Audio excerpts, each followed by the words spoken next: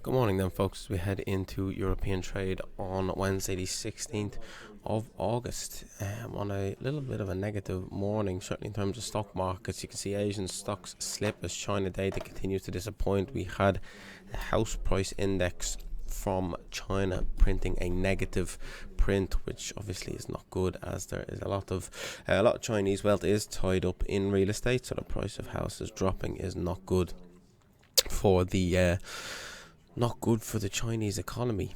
And with the absence of any meaningful stimulus from China as well, that is a bit of doom and gloom building across China, which has contributed to a slight bit of downside in stocks over the course of the evening. We did have the RBNZ out as well, suggesting that or keeping a rate steady at 5.5%, but did suggest that they were not going to cut interest rates the back end of next year, and they raised their OCR, their official cash rate, target rate from 5.3 up to 5.5, which they had initially said they were looking at cutting back end of next year. That is now no longer on the cards, and they will look to cut in the first half of 2025. So slight bit of a hawkish step. I know no interest rate hike, but when you read into it, slight bit of a hawkish step, saying that interest rates are going to remain higher for longer. And a bit of talk of, or a bit of chatters of markets yesterday was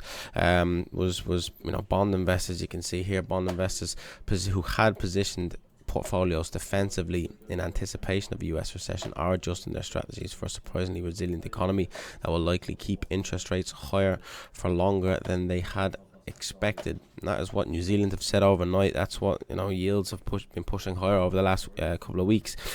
Markets preparing for that eventuality that the Fed do keep interest rates higher for longer. RBNZ have suggested that. A number of other central banks will probably look at that, especially as inflation continues to remain sticky. And speaking about inflation, we did have UK inflation this morning, which did pull back, has had some material downside, but the core CPI print has come in above consensus. So inflation dropping, but not dropping quite as much as the UK would hope for, but still solid progress made on the inflation front over the course of this morning. You can see stock indexes across Europe more heavily linked to China. European stock indexes, then the US stock indexes. So European stock indexes down, with Chinese stock indexes being down, or say Chinese with Asian stock indexes being down. So you can see US ones though, it's up 0.02, 0.1, 0.7, 0.14. Not really up by any sort of aggression, to be fair. So pretty flat across US equity futures, but certainly as we head into the European cash open at 8 o'clock, European equity futures lower across the board, in line with Asia. Commodities not doing too much, pretty choppy.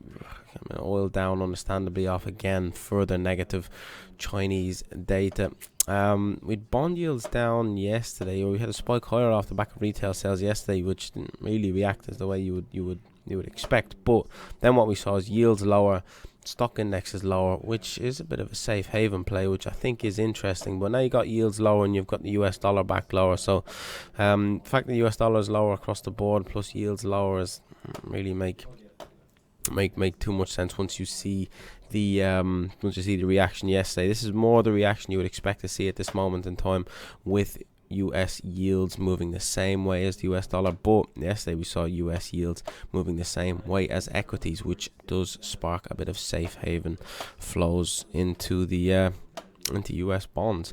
Apart from that, FX not really doing too much. We had strong Canadian CPI yesterday, which may be tricky to understand why it's down today, but that is where we're at. Sterling higher across the board off the back of that inflation data, but Kiwi dollar is the strongest currency on the day. You can see the RBNZ, which obviously we mentioned a little bit earlier, but UK CPI, so you can see the core CPI print remaining steady, so not coming down the way they would hope, but CPI itself pulling down once you include food and energy prices, coming down pretty well. But the core CPI print, a more stable rate of inflation, is still far too high. Did not pull back in the previous month. Consensus is for 6.8. That's certainly not what you want to see in terms of the core CPI print. So still work to do on the inflation front in the UK. Good progress made on the headline figure, but no progress whatsoever made on the core CPI print. But you can see disinflation over the month of July once you include food and energy prices, which obviously is a large component of people's day-to-day living expenses. But if it's only food and fuel prices, it's not too good for the rest of the economy. In terms of the rest of the day, there's not a great deal out. We've got the minutes later on, but I can't imagine that having too much of a shake-up. We'll probably be looking for, we will be looking for any sort of further indication as to what they are going to do at their September and November meetings. We've had a raft of positive economic data which continued yesterday in the US, and we'll look towards these housing figures later on today to see if that does end up continuing. The more that continues and the more high impact economic data that comes out positive and beats consensus, more chances there are of interest rate hikes ahead. But yields continue lower in today's session. You can see the 2-year yield making an attempt lower, trying to break some of these head and shoulders. You got a bit of a head and shoulders across both of these, across the 2-year and the 10-year, which is interesting, certainly in terms of a yield perspective. So something we're going to have to keep an eye on going forward into today's session. If that continues lower, how these markets react is maybe a little bit tricky. I mean, at this moment in time, it is US dollar weakness in line with this, with these bond yields lower, but equities are not rallying off the back of that. So got to keep an eye on the yields and equity markets to see what way they react. Yesterday's reaction was equity downside, yields downside, which is a safe haven play, right? Recently, you can see the S&P trending lower. You can see 10-year yield trending higher. So 10-year yield trending higher, interest rates higher for longer, positivity surrounding the economy. 2 years trending higher, more kind of based around short-term interest rates, and both of these implying interest rates higher, which stock index downside, completely understandable. It's a bit of safe haven flows in the last kind of 24 hours, which is certainly interesting. Let's see how markets react in today's session ahead. But gold having a bit of a pop higher off the back of yield downside. So this yield downside, gold higher seems a decent bet. And yields downside, dollar yen also seems a decent bet. It's a bit of a head and shoulders. It's not exactly perfect, but it's worth having a look at. It's coming a long way. Certainly when it's come a long way, you'd be expecting a pullback at some point.